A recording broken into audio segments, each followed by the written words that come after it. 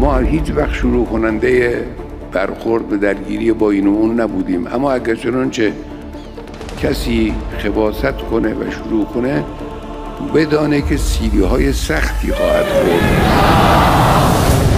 زندگی برای آنها تب خواهد شد بدون تردید. فکر نکنند که زدند و تمام شد.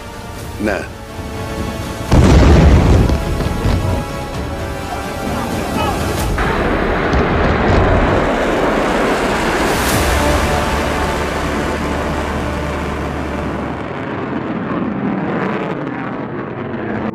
But this is the difference between us and them. They target civilians.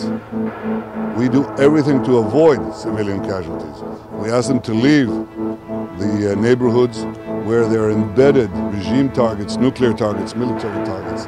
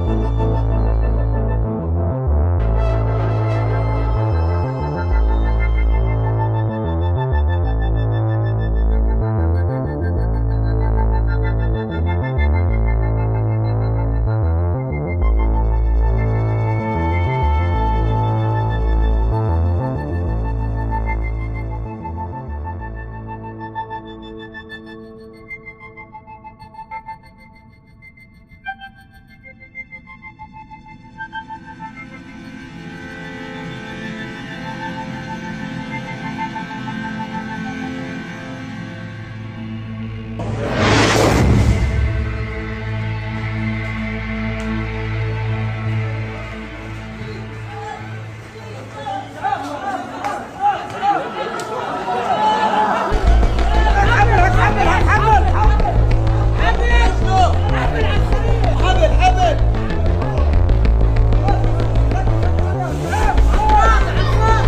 عاشت عاشت فلسطين. The goal that I set is to destroy the Iranian nuclear weapons program, and we have the capabilities of achieving it.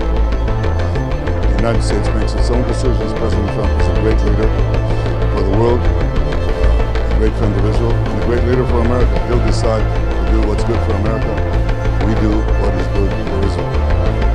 اخیراً رئیس جمهور آمریکا زبان به تهدید گوشونه، ما رو تهدید میکنه، هم تهدید میکنه هم با یک بیان سخیف و غیر قابل قبولی از ملت ایران صریحاً میخواد که بیایید تسلیم من بشید. وقتی انسان این چیزها رو مشاهده میکنه واقعا تعجب میکنه. اولا تهدید رو به کسی بکنن که از تهدید اونها میترسه. ملت ایران نشان داده که در مقابل تهدید کنندگان دچار ترس نمیشه.